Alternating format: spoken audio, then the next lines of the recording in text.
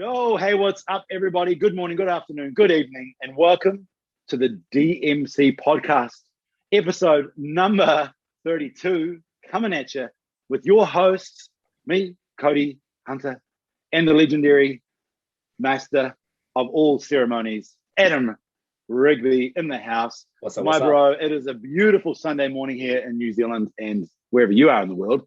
How is it going, my man? How are you today? Another stunner, mate. Another stunner being up and out and at them, whoever they are. Who are they? But anyway, I've been exercising, eating, cleaning, doing all that type of stuff, and obviously setting up for the big potty drop today. So feeling great, mate. Feeling real good. Did you get some yards in this morning already, have you? Have you been out and about this morning, or what have you been up to? Not out and about. I jumped down on the trainer this morning just to get some condensed, super solid, specific effort. So 90 minutes on a trainer, and then into some oats and berries. Ooh. Oats and berries. Only one coffee down so far too this morning. So Yep. I'm the same, actually, brother. I'm the same. I haven't done any yards yet, mate. I'm still, once I've been doing research on some of the products we have, but once I get to Auckland, mate, I'm getting a bike. I'm joining you. I'm going to join the biking club, mate. I can't wait. Join the spinning, join the revolution. It's all about the revolution of the revolution. And mate, there'll be people that pay good money to see you in spandex. I've got some outfits. They might be a little bit tight, but that's not a bad thing, bro. You just got to embrace it. Superheroes wear spandex, I'm just saying. So I can just, viewers out there, when Cody, let's get some outfits out there. Send in your ideas for outfits for Cody. we'll get them hooked up, mate. I'm not afraid of spandex, mate. Those that know me well will know that that's definitely not something I'm afraid of. We did an event. I'll find the photo for you, bro, because you will enjoy it. We did a 24-hour rowing event one year, and it was in teams of 4. And my get up for that one, my mate and I have this, our suit wasn't quite spandex, mate. It might be worse. Just think gold short shorts and long socks and moustaches, mate. So I should splice that photo into this episode of the podcast just for something special. Please, those that make it this far. It's a vibe. It's a vibe. So let's just start a poll. Those who do want to see that photo make it to our Instagram, please feel free to just drop some comments. Cody will make it happen.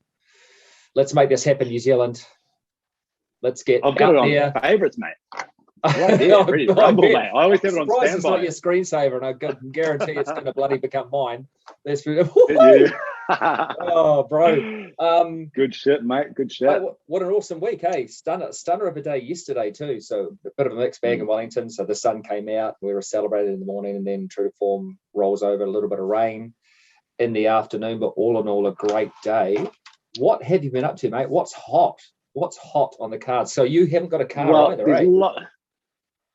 No, mate. Yep. So I've got one for the weekend. So we got a little rental, and that's what we've been out and about, doing some roadies, doing some day missions. Did a beautiful little local hike yesterday here in Christchurch out at Redcliffe. There's like a cave. There's an old cave up there you can get to.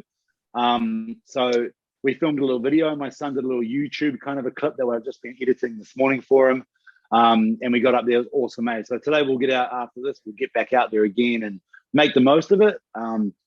But yeah, other than that, with no ride, it actually feels like you're in a little bit of lockdown, mate. It's quite interesting. You sort of forget how free, you can walk everywhere, but that's what we did during lockdown, and then now that you're still doing it. It's kind of strange. So, but I would have been, I would have been in Auckland this week if things had all gone to plan. Yes. Or at least Hamilton and then Auckland, but that's the way it is at the moment. So we're just making it happen. But I'm in I'm in Wellington next week, my bro, aren't I? So that's going to be sick. Coming to the 04, going to be, hopefully, mate, we can wing it so you can come to the gymnasium and experience some world-class group fit coaching with yours truly.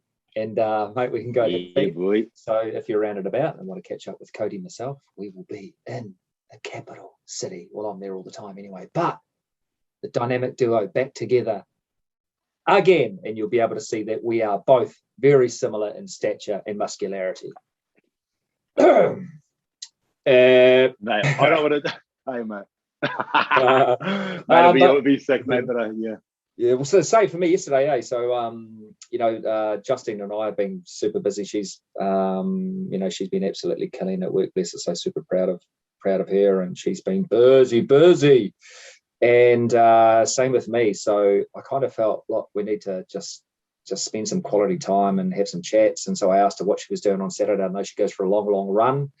Usually, my little Forrest Gump does a couple of laps, runs a few miles, that one. And I was going to go for a bike ride. So I said, hey, why don't we just go for a little bit of a walk together? And which was followed by, yep, great idea. And we ended up doing 15 kilometers walking.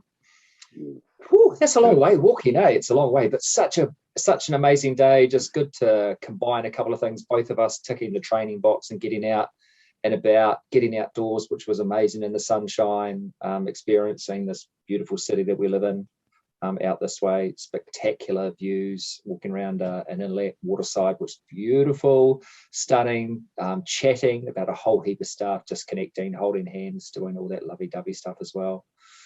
So yeah, an amazing day yesterday, just combining a couple of things. I put it on the daily, actually. I think there's one coming up where it's just about, we talked about mixing it up, how you can mix up and combining someone else in that is absolutely perfect. So the both of us still kicking goals, but the main thing, spending time together and getting to have those deep and meaningful chats, or chats at least.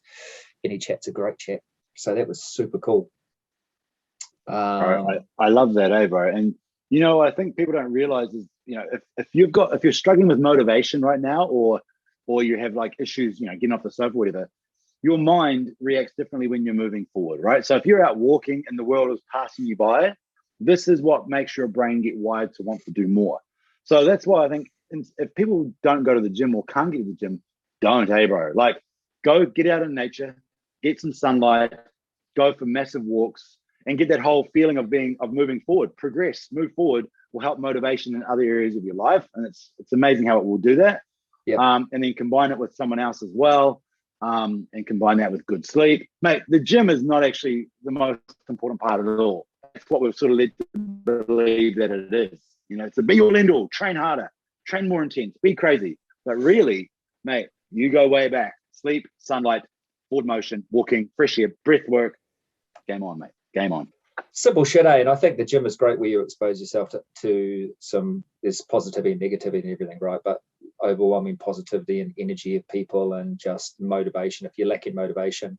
And the thing we've mentioned before about coaching, getting a good coach, the hope of any good coach is that you actually turn your student into the eventual master and they coach people.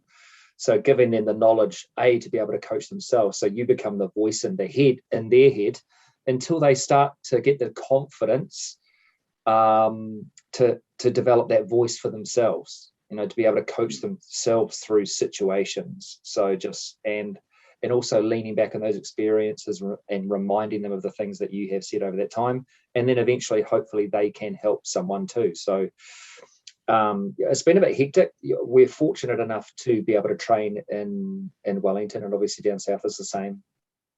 A few restrictions, so the class numbers are halved and everybody has to be X amount of meters away, which is challenging in its own. So group fit classes, when there are limited spaces, are booking out a week in advance. People are getting on classes like cycle classes open the week before.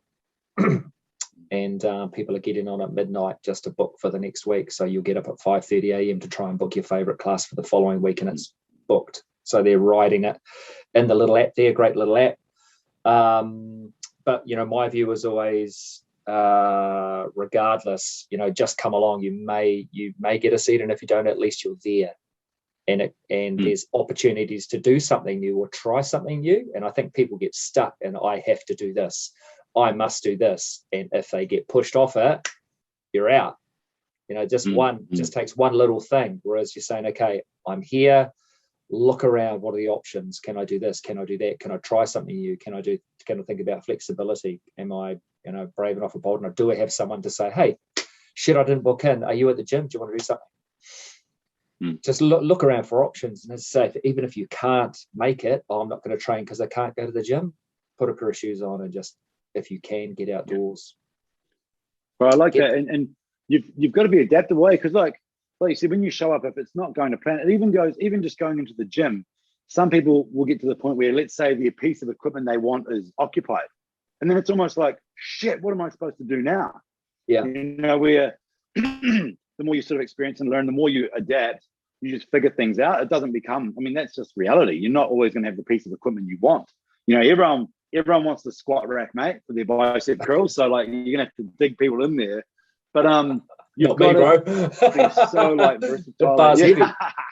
Just for curling, yeah. Like, be able to find the way. Okay, I don't care.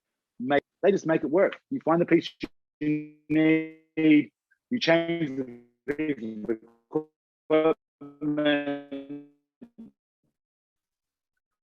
You change the movement, or keep the stimulus the same.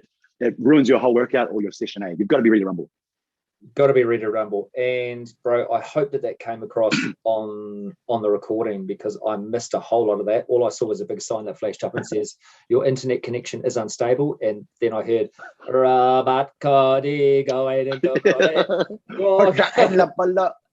Hey mate, whatever it is, mate, people will figure it out. Yeah, I just gotta say, the digitized version of that was spectacular. Yeah, bro. I'll be back. Always finding ways to move forward, and I think it's funny. If you are doing a gym workout and you go and you've got your little piece of paper and the coach says, "I've got to start with this," and you walk in and all the machines are gone, all the bars are gone. You're like, "Fuck!" And you just and trying to reframe the brain depending on what type of person you are. Whether I think, what have I got to do? Oh my God, it's out of sequence. Will this matter? Will this affect me? Will I be doing this certain way? It's okay to mix it up. There are many ways to achieve the same thing or get to the same destination. So, we have gone over this many times. Plan B, Plan C, man. Sometimes when you get right to the bottom of the alphabet and have to go again, so that's okay. Mate, a couple of things that came up this week which I thought were really interesting. And it was kind of silly, but it's in line with what we're talking about actually. So. It was a baking show where they get a baker and an engineer, and they call it baconeering, baking impossible or something, right? And so one of the guys they were interviewing, that you learn a bit about the people, and the guy said, "I want to win because I want to make my children proud."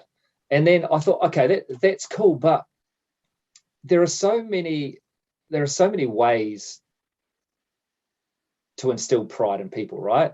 And do you think, mate, my brain just started going fucking 1,000 miles an hour, about the overemphasis in winning and the meaning of it rather than the journey itself, and putting the best foot forward and pushing yourself to go through the experience. Because at the top end, there are very few that actually achieve the win. You think of an event, a marathon, anything. At the top end, how many people actually win? It's minute, right? But also, that was one element of it. And the fact that pressure to win putting people off actually trying or pushing themselves past failure. So you get to the first hurdle and you don't win, and then what? And then what? Is it over? So people forgetting the beauty of the journey itself and the experience, and the pride they should have and others do have in you undertaking those experiences and trying those new things, so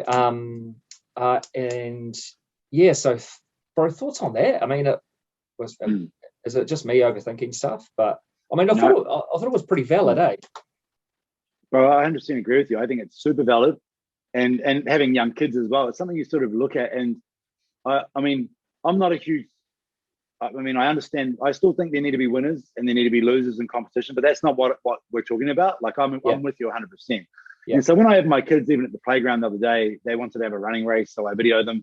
My son's 9, my daughter's 5, but I say straight away to them, I said, the way you win the race is you don't stop running. I don't care who comes over the line first. As soon as you stop running, you lose. So do your best to just keep running in a straight line and just cross the line without stopping. And so because I know Maddox is he's going to beat her in a speed race. But that's not what it's about. It's about, like, I don't want you to quit. You just cross the line. Don't even worry about him. And they did the same yesterday at the park, actually. We had the same thing. It was quite a long run. And I said, look, just go slow. I just want you to never stop. That's the only way you can lose is when you stop. And it works, mate. And it's the mindset I want. Because otherwise she won't play. Otherwise you won't even try. If it's about winning against your 9-year-old brother, she's not going to beat him in a running race yet. She might, but yet. So then she won't play if that's what stipulates a winner or a loser, right? So yeah, I try to make a real effort of being, look, I'm proud of you for running that distance without stopping. That's all I care about. That's amazing. Well done. Versus, who's the best at that. So I reckon it's huge, bro. I really, I think the same way you do on that. I reckon. Yeah, and I was thinking getting inside that guy's head, or attempting to through a television screen, but thinking, the pressure of that and feeling as though you have to win to instill pride, and anything less is a failure, when that's completely the opposite. Because for me, I love that my kids are proud of me of some of the things that I've done, but most of all for the time that I've spent with them, for the care and attention and the love I've shown them. The conversations, the sit downs, the hugs, all of that type of stuff is the big achievement for me. The big achievement, the pride in being having a wonderful partner in crime, life partner and wife, married for 25 years this year.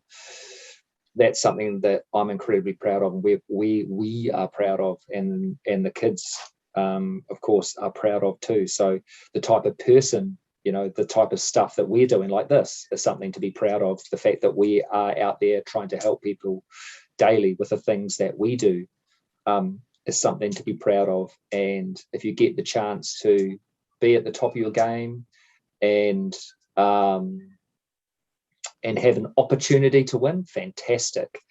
But a lot of the athletes will tell you that they learn the most from the times that they don't, from the losses.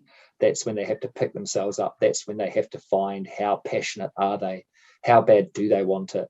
It's difficult when it's everything's promoted, win or lose. Winners get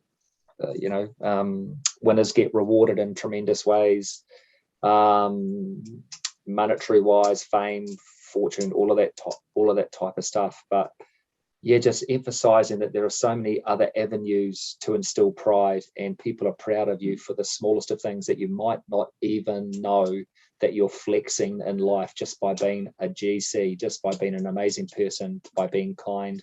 People will be proud of you for that stuff too. So don't feel as though you have to hold a trophy above your head or push an event. Running a marathon is a victory, winning a marathon. Oh my God, have you seen the people that win them? Holy shit. Yeah. Holy shit. How fast they run? No. It's quite funny too, because like you're saying, you've got to be careful what you assume your kids or people in your life will be proud of what you do. Maybe you're just guessing. You're guessing that if I'm in this shape, my family will love that. And then they're like, then they look back on the years and they say, well, Dad, you sure you had a six-pack, mate, but you were so engulfed in the gym and your diet and everything else that you didn't even come to my school for sports days, or, the things they actually see, things that they like.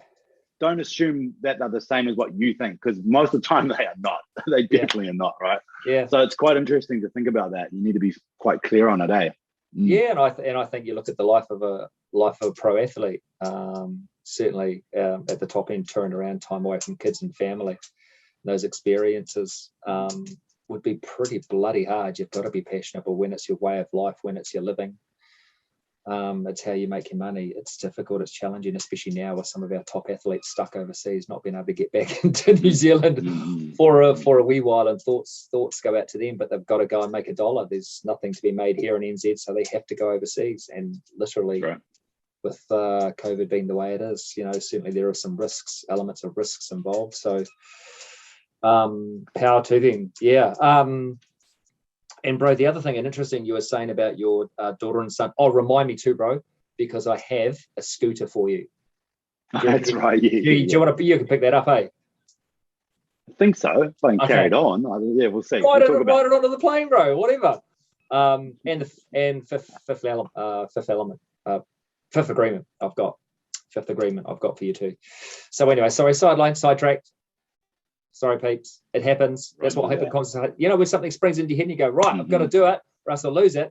That was one of those moments. That's the magic in a conversation. Your Honor, I rest my case. But anyway, some magic this week. Some magic this week. You know, I'm a passionate cycling fan. And for the first time in 2 years, the Hell of the North, one of the biggest cycle races, the most challenging, the most grueling events, the Paris-Roubaix, was run in Belgium.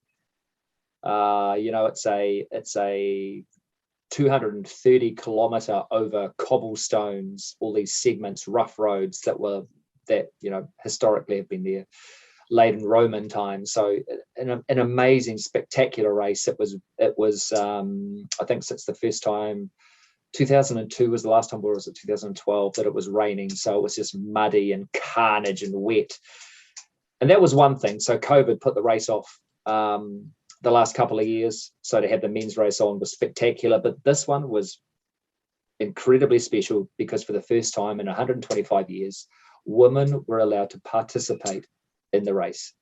So they had an elite women's race, which I thought is great and about fucking time.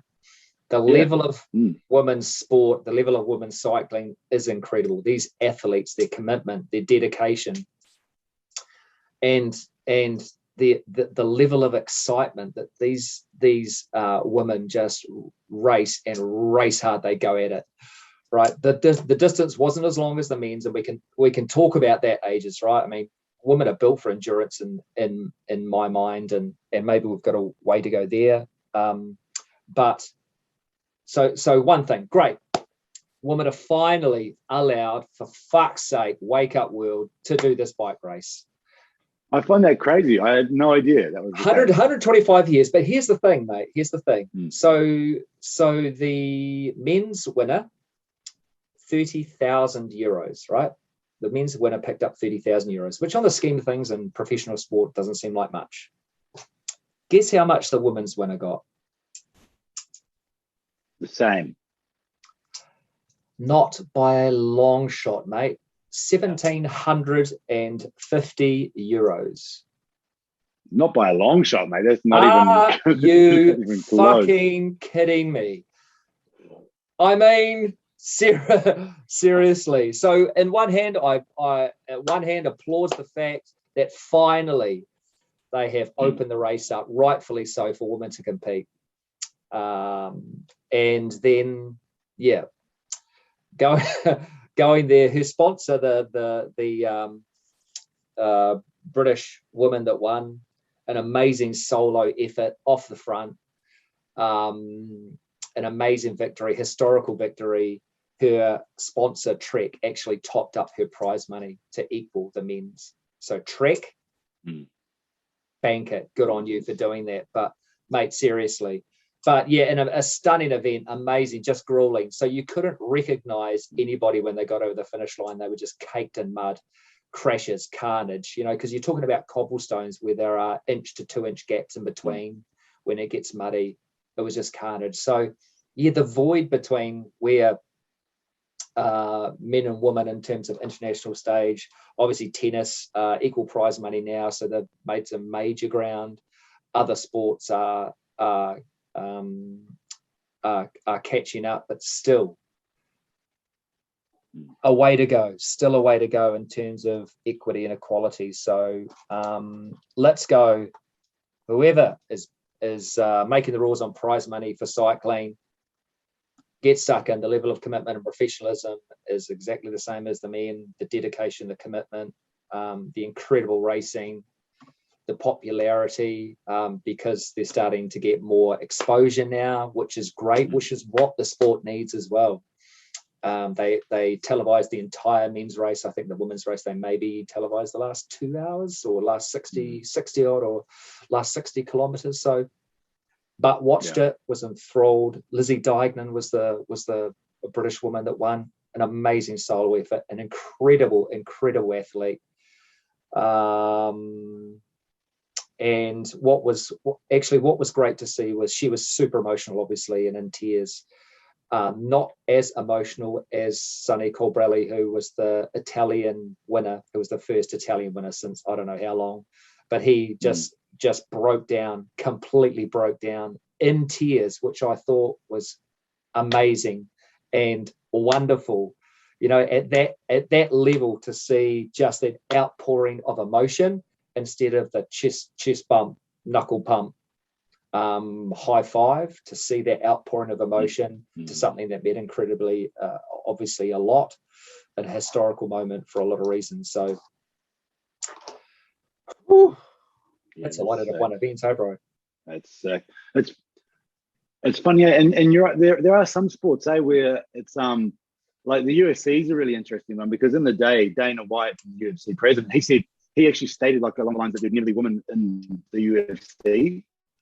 Right? Did you ever hear that? And then roll on a few years later, you have like Ronda Rousey and all these top fighters start coming through. All of a sudden, they're headlining all these fights, and they become like a major draw card, which they are today. They'll headline events, easily headline, and people will buy pay-per-view. People will go. It's like awesome. There's certain sports that caught up real quick, and that's one of them. Of course, CrossFit was another one, but that's always been like that. That's like some of the most impressive things you'll ever see from the female CrossFitters. You just can't. It's just so awesome to watch.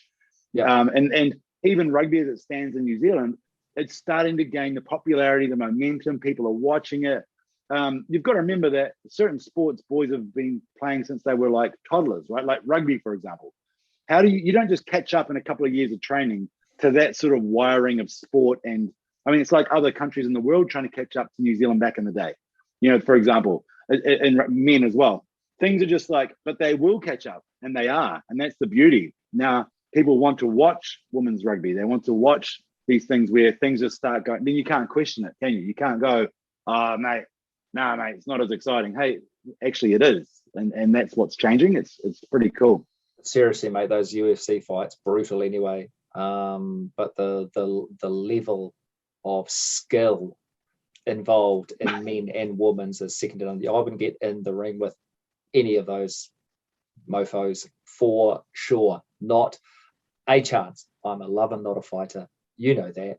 But getting punched in the face for a living is a hard way to make money. And there's some incredible examples in New Zealand. Obviously, Israel Adesanya is breaking ground when it comes to making sure that fighters are looked after, promoted, and Dan Hooker, the same. These guys are stone cold killers, fighting at a world level for the country after recognition, probably from the national bodies that's not forthcoming. So they're outspoken about it, and rightly so. When these guys are putting their bodies on the line and they're expected to raise the flag, let's start to look after those men and women. We talked about the old, and we talked about the old tall puppy syndrome a wee while back at one of the episodes, but that's big in the media right now, because I mean they're saying they're going to leave the country for that, partly for those reasons. Is that I mean, I follow Israel a lot, and I see a lot of his posts and some of the comments and things. He shared a screenshot one day of something that someone had sent him, and sadly, the person that was on the screenshot, I actually knew who it was. Wow. And it was along the lines of, if you don't like the conditions, go back to your own country. Like one of those. And he's talking about and the photo popped up, and I knew the person, and I just could not believe it. I don't know them well. I'm talking about from my childhood kind of thing, like someone I just knew. Yeah. But there's a direct correlation, direct connection. And I was like, I can't believe that's still what people will say. People still write that kind of shit and say that kind of stuff. And then you wonder when you do compare yourself when he's the top of his game, but then other athletes like the All Blacks, for example, can get away with whatever they want. And that goes, I mean, even our Olympic athletes don't get the love they get. It's so anyway, you kind of see where the frustration must come at. It's like, look what we've done for the sport and the recognition in New Zealand and all this stuff. And yet we still just get treated like shit, or, they had spies showing up to their gym and stuff and looking through the window and reporting them to the police about training. It's bloody interesting, because here's a guy who's been lifting people up in New Zealand and the whole gym. Massively. City Kickboxing has been bringing these incredible fighters to the world stage. Kiwi guys who didn't have the opportunity to make money before, whereas these guys have put our name as a country and fighters in New Zealand on the map, and that needs to be recognised. The recognition there, and try living in their shoes. Try doing what they do for a living. Not everybody can do it, and Adesanya isn't everybody's cup of tea. For me, I love the guy. I think I've followed him ever since the King in the Ring days. Just he's articulate, he's super smart, very, very, very, very intelligent, incredibly focused, laser-like, in fact, talented. You don't have to blow smoke up his ass for sure, but here's an athlete at the top of his game, number one in the world, pound for pound. So, that deserves some respect and some recognition. And there's certainly a way to go. We're just behind the times, just a little bit. Yeah. But it's interesting, bro. Right? That's what I love. Yeah, I mean, and circling around into that pride, the pride conversation. And the All Blacks are interesting, right? Because obviously in recent rugby kind of has taken a bit of a dip in my mind. And I don't know what it is. It's just something about the All Blacks. And in terms of the discipline as well, some of the things that potentially weren't happening back in the day when Richie McCaw was there, and obviously the coaching staff, something's different. Something's a little bit different. Go back and read the book, The Legacy Boys. I know living a professional life is hard, getting paid big bucks to roam around, but also being at the forefront and role models for future generations, children looking at you for inspiration. So if you are in a position of power and at the top of your game, just realize that there are people watching, and you are an example, leading example of how to behave. But you get a country like the Argentinians, an amazing example in rugby, who you will never fault their pride and their passion and their intensity. And for decades, they would front up and get pumped by the All Blacks week after week, game after game. And from minute 1 to minute 80, they would never stop. They would never give up. They would never drop their heads, And I love that. I love that about them, until finally what happens? They win a game. They beat the All Blacks. And that for me is that they carry that with them, that pride and deep-seated pride and the passion for me. It's the passion for me in that performance. It wasn't about the winning at all. It was about the competing and looking after each other. And that's kind of what we have to do more of, right? We're talking about the times where people need to work together and collectively come together to be stronger. Being kinder than ever is critical, and team sport, mate. Kiwis were in one of the biggest games we'll ever play in our lives, right? So in terms of banding together and playing together, let's get this show on the road. Our coaching staff, i.e. government, need to come up with some new gameplays to help us achieve that, but we all need to work together. So there's a lot of opinions out there in terms of what's happening in the country. Friends, it was at day 52 or 53 for Auckland and lockdown. My heart goes out to those guys being able to get out and go for picnics, I think, which is kind of random, but and some outdoor workouts too. All the CrossFit gyms have set up, like a lot of gyms have set up trainings outside on a field, because that's the gathering of 10 outdoors allowed. So people are finding ways, getting creative and finding ways. There will always be a way. Where there's a will, there is a way, they say. And hopefully soon, this is going to be us, right? We just have to find a way to live with it. And if vaccination is that way, then we just have to do the best with it. And just imagine, if we got to a state where we could just get out there and ditch the masks and go out and have a whole lot of flipping fun like the old days. And there are some instances where we may have to wear masks again. You and I were chatting before, bro, about the passports and the vaccination passes. That will become a necessity, that you'll have to be vaccinated to be able to go. Travel will be one of those things. We've talked about that before, concerts, all of those types of things.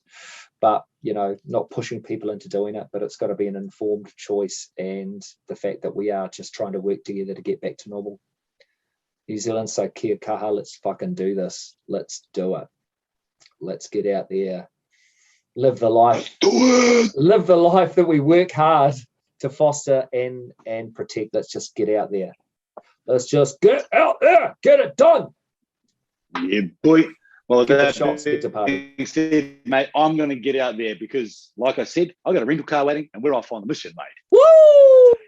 Time to hit the road, Jack. It's not a Suzuki Swift, is it? I'm not going to comment. No comment.